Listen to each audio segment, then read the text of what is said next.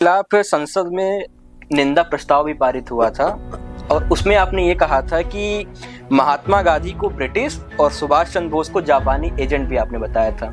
तो ये जो आप कभी आप मोदी जी को एजेंट बता रहे हैं, कभी महात्मा गांधी जी को, कभी सुभाष चंद्र बोस को, तो ये मतलब कैसे आप इस पे? देखिए, मैं इसका कारण बता, सुनिए, मेरी तर्क सुनिए, और आप नहीं सहमत हो तो बताइए मैं कहाँ गलत कर रहा हूं। देखिए, गांधी जी आए थे भारत 1915 में, उसके पहले 20 साल वकालत करी थी साउथ अफ्रीका में। 1915 में आए और यहाँ 1948 तक रहे और फिर उनका कत्ल हो गया, आप जानते हैं। इस 32-33 साल में उनके जो लेख हैं, उनके भाषण हैं, आप ये मिल जाएंगे आपको। Collected works of Mahatma Gandhi, जो गवर्नमेंट ऑफ इंडिया पब्लिकेशन है, कई वॉल्यूम, उसमें आप पाएंगे कई लेखों में और तकरीरों में, भाषणों में क्या कहते हैं गांधी जी। वो समर्थन करते हैं कास्ट सिस्टम का। He was a strong supporter of caste system. मैंने सब अपने लेख में लिखे, उनकी स्पीचेस मैंने कोट की। He was strong supporter of cow protection, गो रक्षा। वो बात करते हैं रामराज की, ब्रह्मचर्य की, हिंदू आइडियाज। अब देखिए, अगर आप साधु संत हैं, एक आश्रम में रहते हैं, तो जो चाहे कहिए, मगर आप राजनीति में जब आ गए, वो लीडर हो गए पार्टी के, वास्तविक लीडर तो यही थे, नाम के लिए कोई प्रेसिडेंट वगैरह हो जाता था। तो आप जो हर स्पीच में, भाषण में, हर लेख में यही सब कह रहे हैं, हिंदू विचारों का प्रचार कर रहे हैं, तो जो मुसलमान जो है, ऑर्डिनरी मुस्लिम के माइंड पे क्या असर होगा। देखिए, आज तो हिंदुस्तान में सिर्फ 15% या 16% आबादी मुसलमान है, मगर जो यूनाइटेड इंडिया था 1947 के पहले, तो करीब 25% या उससे भी कुछ ज्यादा आबादी मुसलमान थी। बाद में सन 47 के बाद यहाँ चली गई, पाकिस्तान में और बांग्लादेश में चली गई मुसलमान आबादी काफी, मगर उस टाइम 25 से 30% के बीच में थी।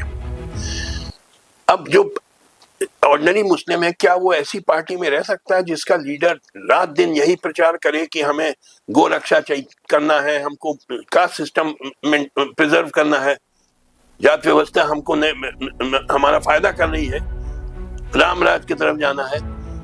तो ये क्या डिवाइड एंड रूल जो अंग्रेजों की पॉलिसी थी, ये उसको आगे नहीं बढ़ा रही है। वो इसलिए क्या गांधी जी उनके एजेंट नहीं थे अंग्रेजों के, ऑब्जेक्टिवली? क्योंकि अगर देखिए, आप अगर ऐसा काम करें जिससे अंग्रेजों की नीति फूट डालो और राज करो नीति आगे बढ़े, तो जिस वजह से भी आप करते हो, मगर आप क्या उनके एजेंट नहीं है? सोचिए। ये तो आपके व्यक्तिगत विचार हो सकते हैं। व्यक्तिगत नहीं है ये उनके। आप collected works of Mahatma Gandhi पढ़ लीजिए, आप पढ़ लीजिए, वो पूरे ग्रंथ गवर्नमेंट ऑफ इंडिया ने छापा है, उनकी स्पीचेस पढ़िए, उनका जो मैगजीन थी यंग इंडिया, हरिजन के, उसमें ही सब आर्टिकल छपे। मैंने अपने जो, आप देख लीजिएगा, मेरे लेख गूगल में मिल जाएंगे आप, उनमें सब कोटेशन दिए मैंने। व्यक्तिगत विचार नहीं है, गांधी जी के विचार नहीं है, उन्होंने कहा है, मैंने कोटेशन दिए उनके। आपको ये सब मालूम है ही नहीं, आप नाम के लिए BA MA पास हो गए। ये चीजें जो बता रही हूँ, कभी आपने पढ़ा है?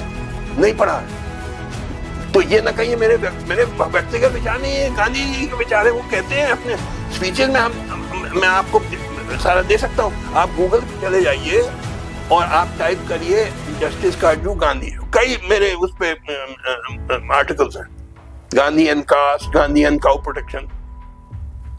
तो was he not a Hindu leader, बल्कि वो बहुत बड़ा वकील था, HM शीरभाई। HM शीरभाई बहुत बड़े वकील थे, शायद नाम सुना हुआ। उन्होंने किताब लिखी है, partition of India, legend and reality, और उसमें लिखा गांधी जी जो करते थे और बोलते थे, उसका डायरेक्ट रिजल्ट था पार्टीशन ऑफ इंडिया। कैसे मुसलमान ऐसे आदमी को अपना लीडर मान सकता है जो कहता है कि जातिवाद अच्छी चीज है और गो रक्षा अच्छी चीज है, रामराज अच्छी चीज है?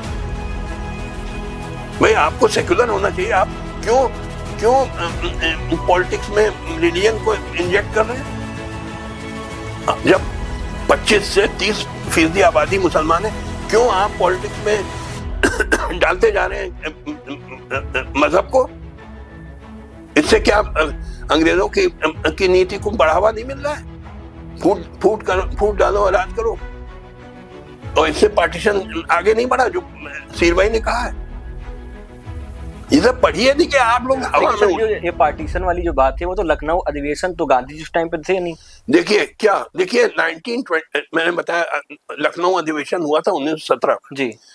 उस टाइम सुनिए, उस टाइम जिन्ना जो थे वो सेक्युलर थे, वो कांग्रेस में भी थे, मुस्लिम लीग में भी थे, and he was known as ambassador of Hindu Muslim unity.